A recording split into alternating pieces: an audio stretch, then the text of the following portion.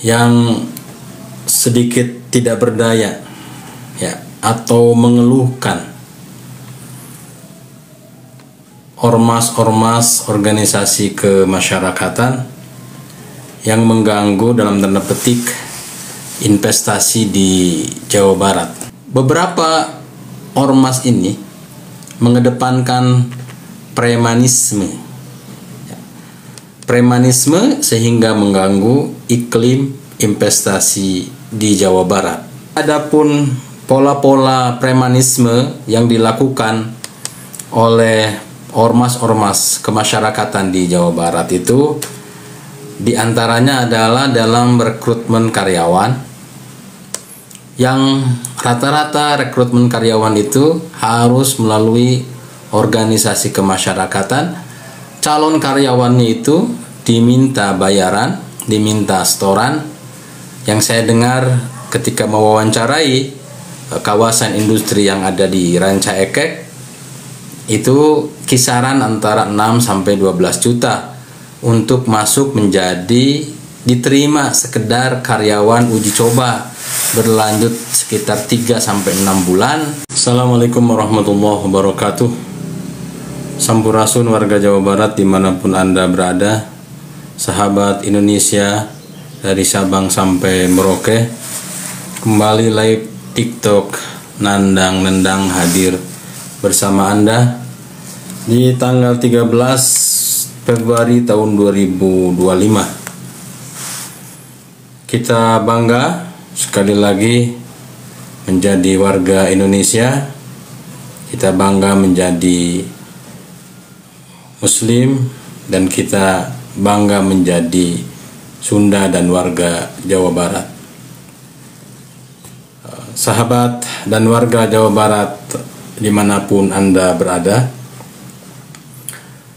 per hari ini kita mendengar keluhan dari PLT Gubernur Jawa Barat Kang Bey ya, yang sedikit tidak berdaya ya, atau mengeluhkan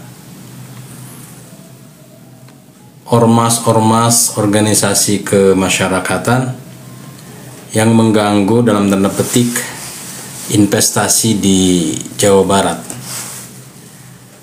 Kang Bey mengatakan bahwa Jawa Barat ini masih tetap menjadi wilayah yang sangat menarik untuk investor menginvestasikan dananya.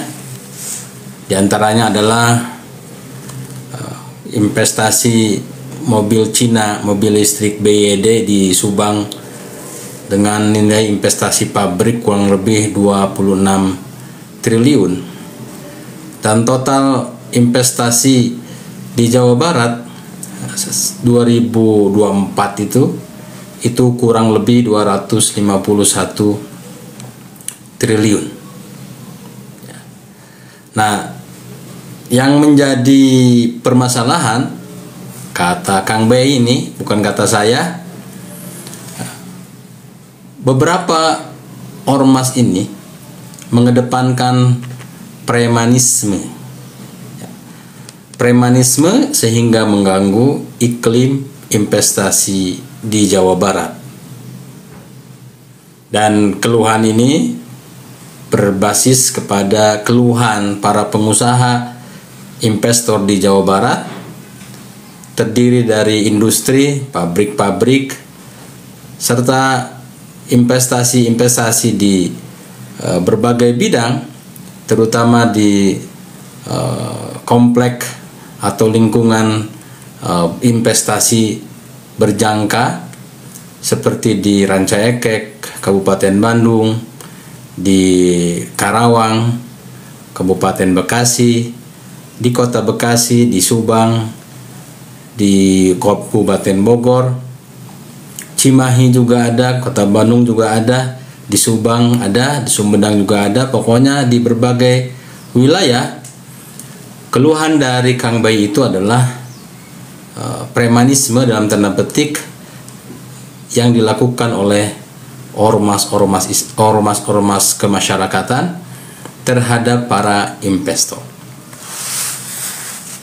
Saya membaca adapun pola-pola premanisme yang dilakukan oleh ormas-ormas kemasyarakatan di Jawa Barat itu diantaranya adalah dalam rekrutmen karyawan, yang rata-rata rekrutmen karyawan itu harus melalui organisasi kemasyarakatan. Calon karyawannya itu diminta bayaran, diminta setoran. Yang saya dengar ketika mewawancarai kawasan industri yang ada di Ranca Ekek, itu kisaran antara 6 sampai 12 juta untuk masuk menjadi diterima sekedar karyawan uji coba berlanjut sekitar 3 sampai 6 bulan dengan gaji UMR. Kalau sampai 12 juta berarti gaji yang dia dapatkan itu ya dari duit dia. Kita juga punya saksi korban dari permintaan yang ini juga berlangsung menahun. Artinya sudah larut berlama-lama tanpa tindakan hukum yang berarti dari aparat hukum dan aparat keamanan, dan seakan-akan ini juga dalam tanda petik aparat hukum itu membiarkan praktek-praktek dalam tanda petik pemalakan terhadap calon pekerja di kawasan-kawasan industri yang ada di Jawa Barat. Bayangkan di 2024 saya kurangi 251,1 triliun. Ini duit bukan sedikit. Ya, ini mengalahkan APBD Jawa Barat dari dana alokasi khusus dan dana alokasi umum yang diberikan oleh pemerintah pusat. Yang kisaran 30 sampai 35 triliun. Investasi di Jawa Barat 251 triliun, 251,1 triliun. Ini terancam hengkang, terancam batal karena salah satunya gangguan dari ormas kemasyarakatan. Ini disampaikan oleh Ketua Umum Himpunan Kawasan Industri HKI Sani Iskandar yang mengungkapkan sejumlah tantangan yang dihadapi oleh pengelola kawasan industri maupun pengusaha yang sudah berinvestasi di kawasan industri. Salah satunya adalah masalah keamanan yang ditimbulkan oleh ormas yang banyak meminta jatah terkait dengan berbagai kegiatan yang dilakukan oleh para pengusaha di kawasan industri. Jadi ini bukan fitnah, ya. Nah, kemudian yang kedua, biasanya ormas-ormas kemasyarakatan ini juga berperan di pemanfaatan limbah industri. Dan ini sudah jamak lah di Karawang, kita paham limbah industri ini sangat besar dan juga sangat menguntungkan, mendatangkan cuan yang dahsyat. Maka banyak ormas-ormas yang kemudian dengan berbagai seragamnya menjalankan aksi-aksi, covernya menjaga keamanan, tapi ujung-ujungnya adalah rebutan jatah dari pembuangan limbah industri itu. Nah, kemudian tentu ya ormas-ormas ini juga berperan, ya. Yang ketiga itu biasanya dalam ketika awal pabrik atau industri itu berdiri, menjadi calo-calo tanah, menjadi penghubung dengan para pemilik tanah pribumi lokal.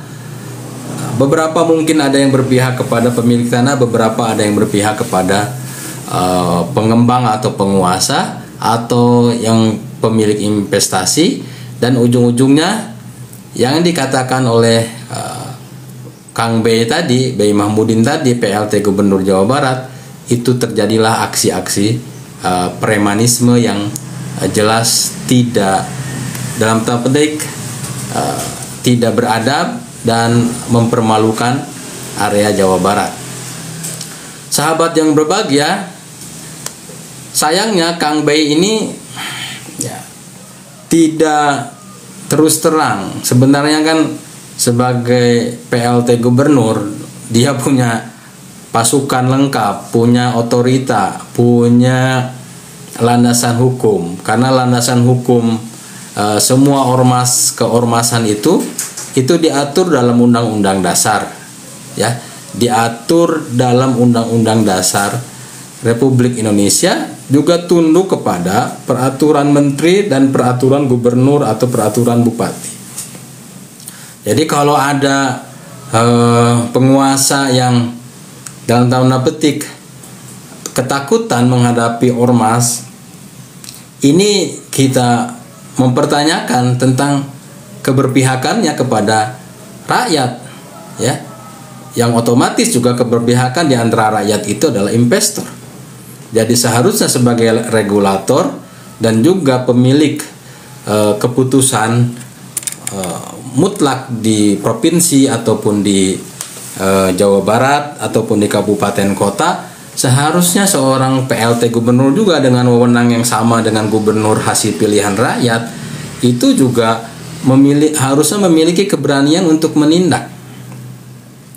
Nah, di Jawa Barat sendiri, kalau ada yang bertanya kepada saya, Anda siapa? Saya adalah Ketua Umum Gerakan Arah Baru Indonesia Jawa Barat, Garbi Jawa Barat, yang pernah ikut serta dalam Ormas Day, penghargaan Ormas se-Jawa Barat tahun 2021 di Kota Bandung bersama Gubernur Ridwan Kamil. Kemudian Ormas Garbi juga sudah terdaftar di Kesbangpol Jawa Barat. Tapi kita memilih tidak mengarahkan anggota-anggota Gerakan Arah Baru Indonesia di Jawa Barat ini untuk melakukan premanisme. Nah, kalau menyebutkan ormas-ormas itu secara umum, ormas ini kan banyak di Jawa Barat itu. Ada ormas keagamaan. Yang ini yang saya tahu kurang lebih yang masyhur terkenal di Jawa Barat itu 11 ormas keagamaan yang muslim. Belum ormas keagamaan di luar Islam. Ada di Islam itu ada Nahdlatul Ulama, ada Muhammadiyah, ada Persatuan Islam, ada Persatuan Umat Islam PUI, ada Al-Wasliyah, ya, ada Perti, ada banyak lah, ya. Ormasnya itu yang mana? Kemudian ada ormas kepemudaan, ya, yang disebut dengan OKP, Organisasi Kepemudaan. Nah, ormas kepemudaan juga banyak, ya.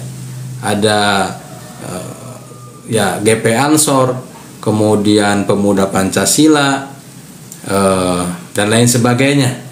Ya, ada ormas juga misalkan seperti OI, ya, yang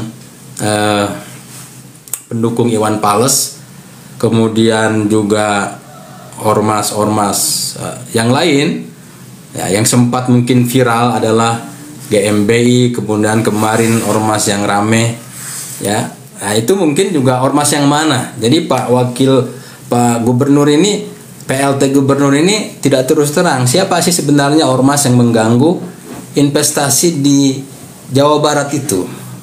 Nah, kalau sudah terdefinisikan definitif si A, si B, si C, apa tidak mampu Pak PLT itu untuk melakukan tindakan hukum, menempuh hukum daripada 251,1 triliun hengkang dari Jawa Barat. Dan hal ini ternyata, ya, dibaca, terdengar oleh Gubernur terpilih Kang Deddy Mulyadi. Dan harapan saya nih, Kang Deddy Mulyadi ini bukan hanya menggertak, ya, seperti keberanian Kang Deddy Mulyadi menggertak Dinas Pendidikan Jawa Barat, kepala-kepala sekolah di Jawa Barat. Saya berharap nanti keberanian Kang Deddy Mulyadi tegas dan terang-terangan, ya, menyelesaikan aksi premanisme yang konon dilakukan oleh ormas di Jawa Barat ini, yang jelas-jelas mengganggu, ya, mengganggu investasi 251,1 triliun. Nah, yang saya baca, ya, Kang Deddy Mulyadi berencana menerapkan berbagai strategi, ya. Salah satunya adalah memberikan peringatan keras terhadap organisasi masyarakat yang mengganggu investor.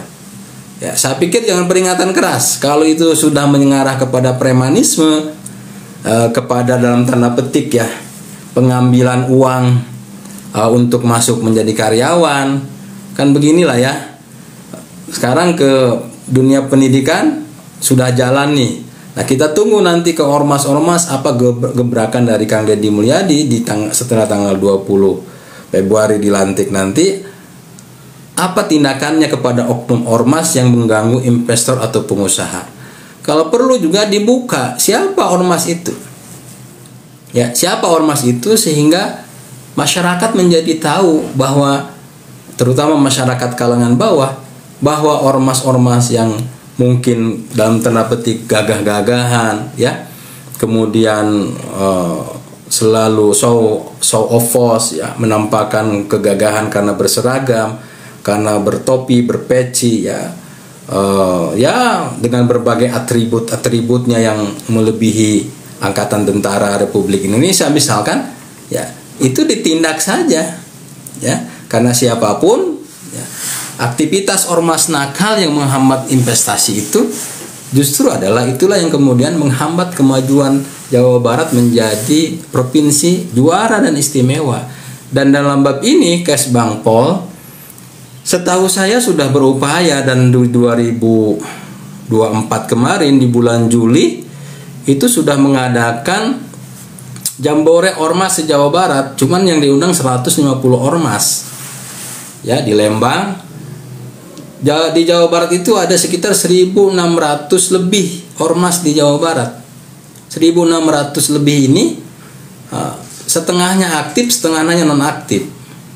Ya, ada 750 ormas yang aktif, 750 ormas yang tidak aktif.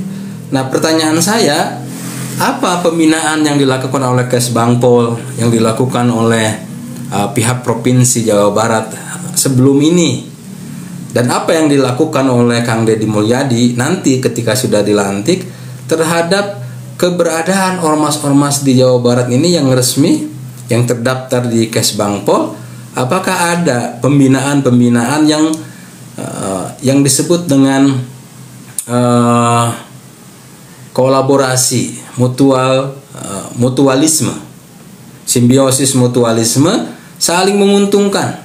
Karena saya lihat ormas-ormas ini juga adalah generasi muda yang umurnya produktif, tapi kurang mendapat sentuhan pelatihan, kurang mendapat sentuhan pendidikan, pembinaan yang meningkatkan produktivitas kerja-kerja mereka. Kembali dalam konsep saya, andaikan dana CSR yang dikeluarkan oleh pabrik-pabrik di seluruh Jawa Barat, yang dikeluarkan oleh pabrik-pabrik di kawasan industri di seluruh Jawa Barat, betul-betul diserahkan kepada provinsi, lalu digunakan untuk melakukan pembinaan, pelatihan, kemampuan, kapasitas diri, personal building, lah mencok orang sudah nama lah membangun ngabangun kejayaan mental orang Jawa Barat dari dana-dana CSR itu, dan tidak dikorupsi. Catatannya, hakul yakin, saya meyakini nanti anak-anak muda yang bergabung di ormas-ormas ini akan meninggalkan premanisme, karena bagi mereka sendiri premanisme itu merugikan. Kalau ditanya anak-anak muda yang bergabung dengan ormas-ormas yang cenderung mengedepankan premanisme, justru mereka sebenarnya menolak ya. Cuman karena tuntutan masalah ceruk ekonomi, tuntutan masalah perut, tuntutan kebutuhan perut, tuntutan masalah gengsi dan gaya. Tapi kalau mereka dilatih, misalkan Kesbangpol mengadakan pelatihan intensif bahasa Inggris di semua kota kabupaten di Jawa Barat, di 27 kota kabupaten di Jawa Barat, disahkan, dipimpin langsung oleh Gubernur Jawa Barat. Apa yang dilatih? Satu misalkan ya, ini yang konkret dulu nih, yang Kang Deddy Mulyadi juga sudah menjalankan.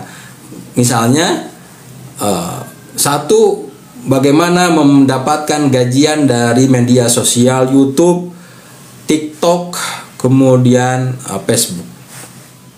Dilatih berbasis pengalaman Kang Deddy Mulyadi sebagai gubernur dan sebagai pribadi, saya yakin ini akan menyelesaikan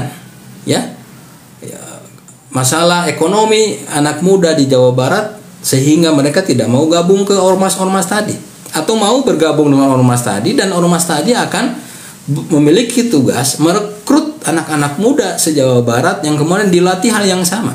Ini pertama, digitalisasi. Kemudian yang kedua, dari dana CSR pabrik-pabrik yang ada di Jawa Barat yang jumlahnya juga sangat fantastis, ini juga bisa dilakukan dengan pelatihan basic skill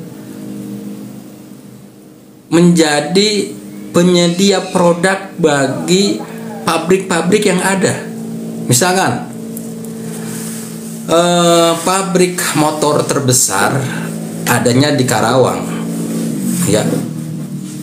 ya kita lihatlah pabriknya begitu besar, ya, mau mereknya Honda, Yamaha, kemudian nanti ada pabrik mobil rata-rata di Karawang.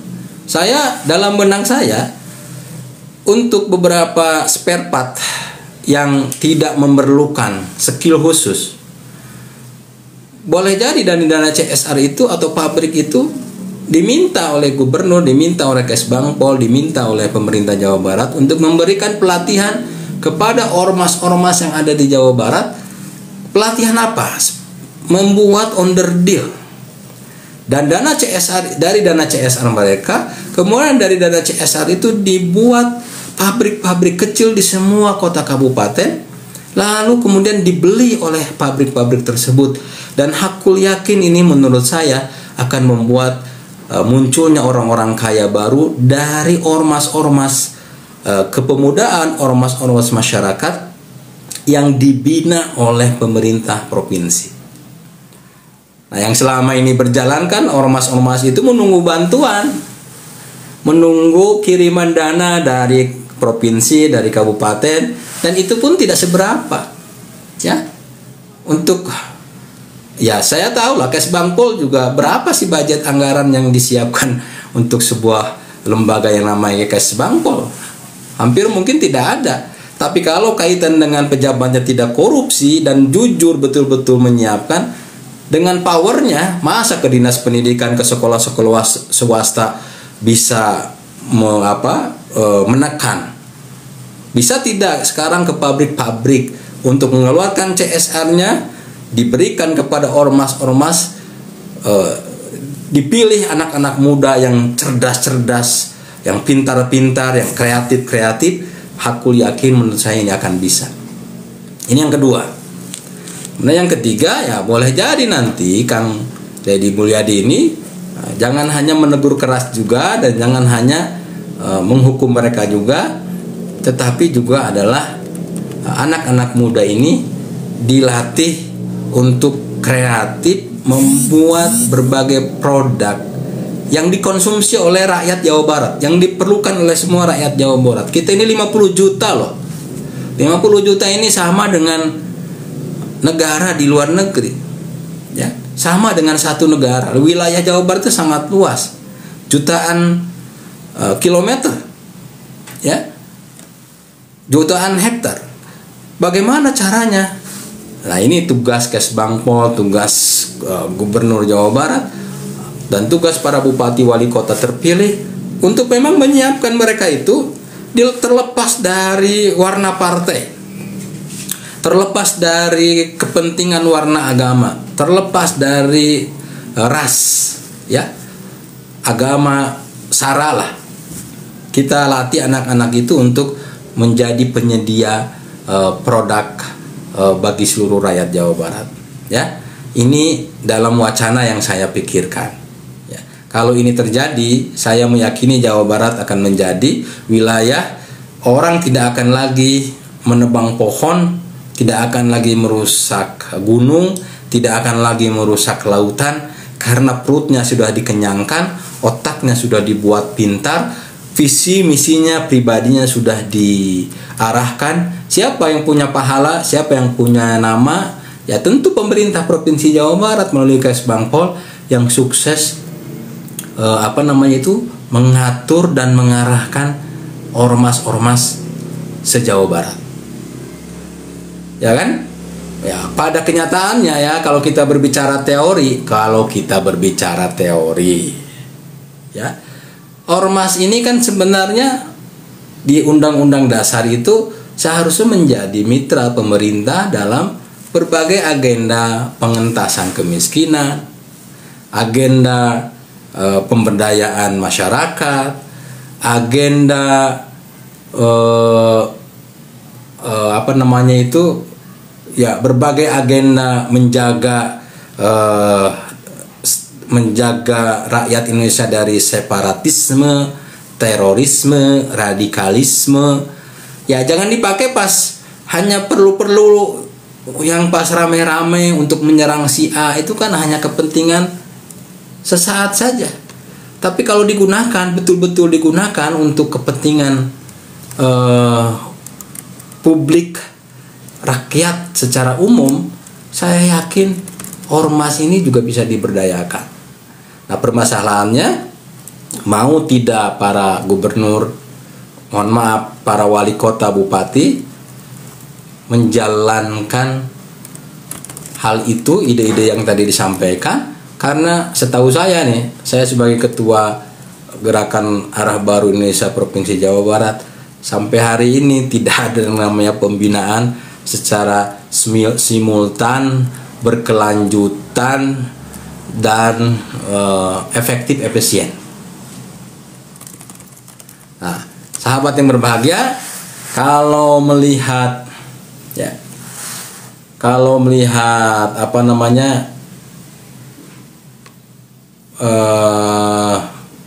omongan Kang Deddy Mulyadi di YouTube-nya, saya yakin ini bisa diselesaikan.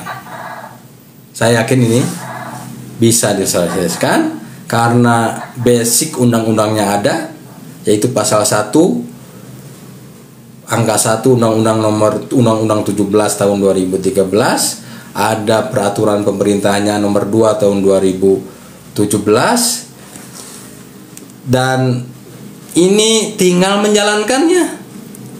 Ya, diantara tugasnya bisa di-googling lah, meningkatkan partisipasi dan keberdayaan masyarakat, memberikan pelayanan kepada masyarakat, menjaga nilai agama dan kepercayaan terhadap Tuhan Yang Maha Esa, melestarikan dan memelihara norma nilai moral, etika, dan budaya yang hidup di masyarakat, melestarikan sumber daya alam dan lingkungan hidup, mengembangkan kesetiakawanan sosial, gotong royong, dan toleransi dalam kehidupan bermasyarakat, menjaga, memelihara, dan memperkuat persatuan dan kesatuan bangsa, mewujudkan tujuan negara. Jadi ormas itu keren dari dalam undang-undang itu, tapi kenapa dia bisa hanya premanisme?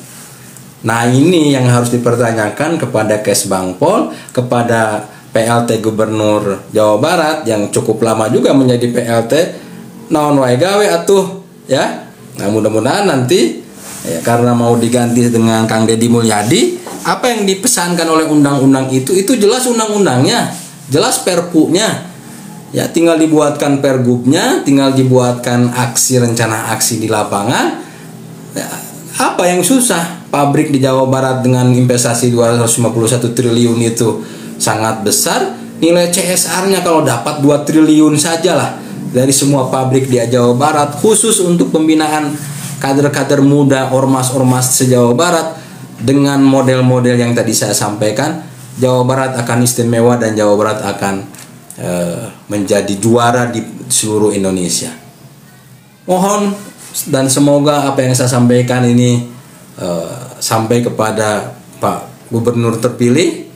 Mohon maaf bila ada salah kata, dan terus maju ormas Jawa Barat yang sevisi dan sejalan dengan Undang-Undang Dasar 1945 dan juga dengan nilai-nilai agama, religius, serta nilai-nilai budaya yang ada di Jawa Barat. Assalamualaikum warahmatullahi wabarakatuh.